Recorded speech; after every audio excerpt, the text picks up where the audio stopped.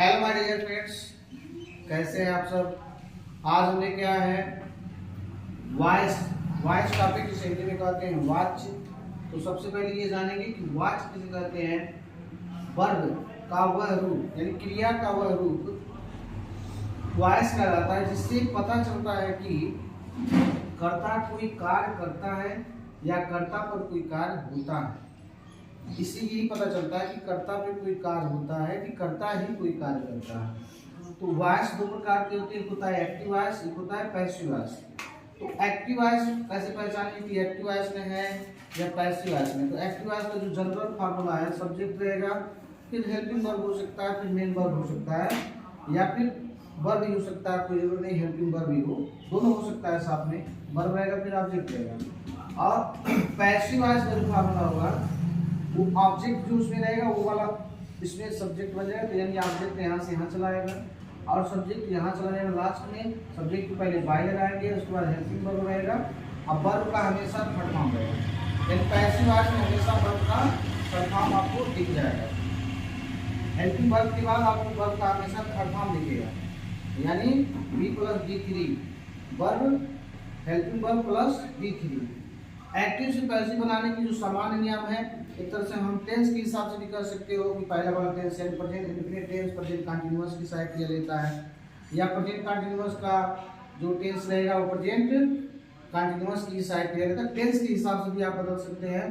तो पहला रूल क्या है, सब्जेक्ट को ऑब्जेक्ट तथा ऑब्जेक्ट को सब्जेक्ट बनाया जाता है, जिसमें से निम्न परिवर्तन होता है। अगर सब्जेक्ट में आई दिखेगा तो उसको मीन बदलते हैं, बी है तो अस में बदलते हैं, यू है तो यू में ही रह जाता है, दे को दे में बदलते हैं, सी को हर में बदलते हैं, ई को ही में बदलते हैं। अगर यहाँ थर्ड पर्सन अगर मान लीजिए किसी का नाम आ जाए तो उसमें कोई परिवर्तन नहीं रहता। अगर मोहन है तो उसको सब्जेक्ट से ऑब्जेक्ट में ले जाएंगे, या ऑब्जेक्ट से सब्जेक्ट में ले जाएंगे तो मोहन ही रह जाएगा, उसमें कोई परिवर्तन नहीं होता। दूसरा रूल है, बहुत इंपॉर्टेंट रूल यहाँ वाला, ये दूसरा वाला है जो टेंस में परिवर्तन होता है। अकॉर्डिंग टू टेंस अगर आप परिवर्तन करेंगे तो आपको पूरा टेंस क्लियर पता होना चाहिए। टेंस के हिसाब से बदल सकते हैं, या फिर अगर ये हेल्पिंग वर्ब अगर दिख जाए तो आप उसको किसमें बदलेंगे। तो पहले आप इसमें समझ लीजिए, उसके बाद वो वर्ब बता रहे हैं। अगर डू डज दिख जाएगा तो उसको आप तुरंत इज एम आर में बदल देंगे। इज एम आर आपको पता होगा कि इज एक सिंगुलर नंबर के साथ लगता है, एम आई के साथ लगता है, आर प्लूरल के साथ लगता है। इज एम आर अगर कहीं दिख जाएगा एक्टिव वॉइस में, यहाँ वाले इस वाले फार्मूला में इज एम आर दिख जाएगा तो इज एम आर ही में रहेगा, बट बीइंग जुड़ जाएगा उसके आगे। उसके आगे वर्ब का थर्ड फॉर्म हमेशा लगता है। एक चीज और जान लीजिए, पैसिव वॉइस हमेशा, ये बता चुके हैं ऑलरेडी पहले, पैसिव वॉइस में हमेशा वर्ब का थर्ड फॉर्म प्रयोग किया जाता है। अगर हैज हैव दिख जाएगा एक्टिव वॉइस में तो हैज हैव के बाद बीइंग जुड़ जाएगा। डिड दिख जाएगा कहीं पे एक्टिव वॉइस में तो वाज वर्ब बदल जाएगा। वाज सिंगुलर के साथ लगाएंगे, वर्ब प्लूरल के साथ लगाएंगे। ये सब आपको टेंस में क्लियर पता है। वाज वर्ब अगर दिख जाएगा तो वाज वर्ब के बाद बीन बढ़ा देंगे, एक मिस्टेक हो गया है, ये नॉट नहीं बीन बढ़ेगा। वाज वर्ब के बाद बीन, ये आपका बीन हो जाएगा। उसके बाद हैड रहेगा, अगर कहीं एक्टिव वॉइस में हैड दिख जाएगा तो हैड बिन, हैड को बदल देंगे। उसके बाद शैल बिल अगर दिख जाएगा तो शैल बिल के बाद बी बढ़ा देंगे, शैल बी बिल बी। अगर शैल और बिल के बाद हैड दिख जाएगा किसी भी एक्टिव वॉइस में तो उसको आप शैल बिल हैव बिल, यानी shall have been will have been में बदल देंगे। अगला रूल नंबर थर्ड है, अगर किसी भी एक्टिव वॉइस में वर्ब का फर्स्ट फॉर्म दिख जाएगा तो उसमें हम सहायक क्रिया इज एम आर का प्रयोग करेंगे। सब्जेक्ट को ऑब्जेक्ट में बदलते समय उसमें इज एम आर ऑब्जेक्ट के हिसाब से बदल देंगे, उसमें सहायक क्रिया लगा देंगे। अगर वर्ब में यस या यस वाला फॉर्म दिख जाएगा तो भी सहायक क्रिया इज एम आर लगाते हैं। रूल नंबर चौथा है, अगर वर्ब में सेकंड फॉर्म दिख जाएगा, सेंटेंस में अगर आपको वर्ब का सेकंड फॉर्म दिख जाएगा तो उसको हम वाज वर्ब की सहायक क्रिया से बनाएंगे। एग्जांपल समझ सकते हैं आप, 3 एग्जांपल चारों रूल को क्लियर कर देगा। पहला है आई गेव यू मनी, तो इसमें दो आपका रूल क्लियर होगा। कौन कौन सा रूल, पहला रूल क्लियर हो जाएगा, चौथा रूल क्लियर हो जाएगा। कैसे रूल क्लियर होगा देखिए, आई है गेव है, आई सब्जेक्ट है, गेव वर्ब का सेकंड फॉर्म, यानी ये वाला रूल सेकंड फॉर्म मिल गया, ये वर्ब है आपका सेकंड फॉर्म मिल गया, ये गेव।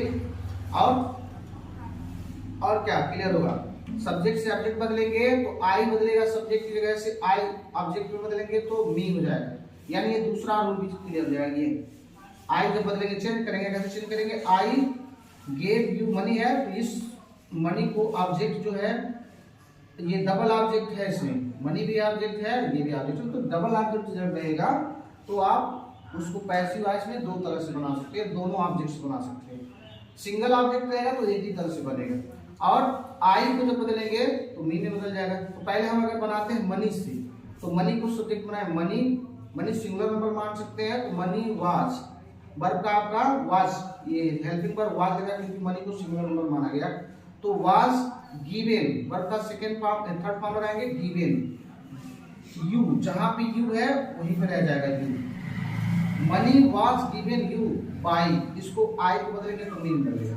अच्छा, इसी को दूसरे तरह से पैसिव वॉइस में जब बनाया जाएगा, अगर हम दूसरा वाला ऑब्जेक्ट ले ले तो यू को पहले लाया जाएगा, यू, अब यू के साथ वाज लगाएंगे, यू वाज लगाएंगे कि यू वर लगाएंगे, बताइए, यू वर लगाएंगे, यू वर, उसके बाद वर्ब का third form given, you were given money, money अब जहां पे है वहीं रहेगा, you were given money, money की स्पेलिंग थोड़ा सा साफ लिख देते हैं, you are given money, money, और उसके बाद आई को इधर ले आएंगे तो by me, you are given money by me, यानी डबल ऑब्जेक्ट रहेगा तो डबल रूल लगा सकते हैं, एक ऑब्जेक्ट से भी बना सकते हैं, दूसरे ऑब्जेक्ट से भी बना सकते हैं। ये आपका दो रूल क्लियर हो गया, कैसे आई कैसे मी में बदल गया, और कैसे सब्जेक्ट को ऑब्जेक्ट में बदले, कैसे ऑब्जेक्ट को सब्जेक्ट में बदले। और दूसरा रूल से आपका देखिए, दूसरा रूल से, दूसरा एग्जांपल से दूसरा रूल क्लियर होगा, राधा हैड ईटेन फूड, ये सेंटेंस है। अब ये भी बताया गया था जब आपको सेंटेंस में रूल नंबर 2 में बताया गया, जब हैड दिख जाएगा, ये हैड दिखा, छठवां नंबर हैड दिख जाएगा सेंटेंस में, तो आप क्या करेंगे, हेल्पिंग वर्ब हैड भी लगाएंगे, तो यहाँ पे हैड भी लगाएंगे, यानी सब्जेक्ट को ऑब्जेक्ट बनाएंगे, ऑब्जेक्ट को सब्जेक्ट बनाएंगे, और ये नाम है तो नाम में कोई परिवर्तन नहीं होगा, सब इस फूड को हम सब्जेक्ट बनाएंगे तो फूड यहाँ आ जाएगा, हैड भी लगाएंगे क्योंकि हैड दिख गया इस छठवां वाले नंबर से, तो हैड भी हो जाएगा। अब वर्ब का सेकंड फॉर्म थर्ड फॉर्म हमेशा लगता ही है, तो वर्ब का थर्ड फॉर्म हो गया, तो वर्ब का थर्ड फॉर्म ऐसे नोट कर दिए, बाय लगा दिए, उसके बाद राधा लग गया, तो food had been eaten by Radha. इसी के दूसरा रूल क्लियर हो गया। एक और देख लीजिए example, you buy a car, rule number third समझिए कैसे क्लियर होगा, यू बाय, वर्ब का फर्स्ट फॉर्म लिखा है, यू के बाद वर्ब का फर्स्ट फॉर्म, ये वर्ब का B1 है, फर्स्ट फॉर्म है, ए कार, तो इसको हम कैसे बदलेंगे, ए कार को पहले लाएंगे, तो ए कार सिंगुलर नंबर होने के नाते साइड के आप उसमें इज मान लगाएंगे, ए कार इज, अब वर्ब का third form bought, a car is bought by you, ये हो गया। अगर हम कहें अकॉर्डिंग टू टेंस अगर बदले तो कैसे बदलेंगे, प्रेजेंट इंडेफिनिट टेंस होता है, प्रेजेंट कंटीन्यूअस में जाता है, प्रेजेंट कंटीन्यूअस की साइड क्या लगती है, प्रेजेंट कंटीन्यूअस जो है ये दूसरा नंबर, वो प्रेजेंट कंटीन्यूअस में जाता है, उसमें बस बीइंग बढ़ जाता है, और प्रेजेंट परफेक्ट टेंस जो है वो प्रेजेंट परफेक्ट कंटीन्यूअस की साइड क्या ले जाती है, यानी तीसरा वाला चौथे का, और चौथा वाला यानी प्रेजेंट परफेक्ट कंटीन्यूअस टेंस, चौथा नंबर का जो टेंस इसका पैसिव वॉइस नहीं बनता है। फिर पास्ट इंडेफिनिट में आ जाए तो पास्ट इंडेफिनिट में आपको डिड दिखेगा, तो पास्ट कंटीन्यूअस की साइड के लिए उठाएगी, और पांचवा नंबर पास्ट कंटीन्यूअस आएगा तो पास्ट कंटीन्यूअस में ही रहेगा, उसमें बीइंग जुड़ जाएगा। छठवां नंबर पे आ जाए तो पास्ट परफेक्ट में आएंगे, उसमें हैड बीन हो जाएगी साइड क्रिया, यानी पास्ट परफेक्ट कंटीन्यूअस में चला जाता है। और पास्ट वाला जो चौथा होता है वो भी पैसिव वॉइस नहीं बनता। फिर आ जाएंगे फ्यूचर इंडेफिनिट में, फ्यूचर इंडेफिनिट में साइड क्रिया जो है फ्यूचर कंटीन्यूअस की लग जाती है, बिल्कुल साइड भी, और फ्यूचर कंटीन्यूअस यानी फ्यूचर का दूसरा, इसका पैसिव वॉइस नहीं बनता है। और लास्ट वाला आ जाएंगे, लास्ट वाला सप्तमा, उसका तीसरा फ्यूचर का, फ्यूचर परफेक्ट, उसकी साइड क्रिया फ्यूचर परफेक्ट कंटीन्यूअस टेंस की साइड क्रिया लग जाती है। और लास्ट वाला फ्यूचर का चौथा, इसकी पैसिव वॉइस नहीं बनती है, यानी टोटल 4 का पैसिव वॉइस नहीं बनता है। और बनता कितने का है, 8 का पैसिव वॉइस बनता है, पैसिव वॉइस 8 बनता है, 4 का नहीं बनता। इस तरह का वीडियो और इसका वीडियो देखने के लिए चैनल को सब्सक्राइब कीजिए, लाइक कीजिए। Bye my dear friends. बंद हो गया।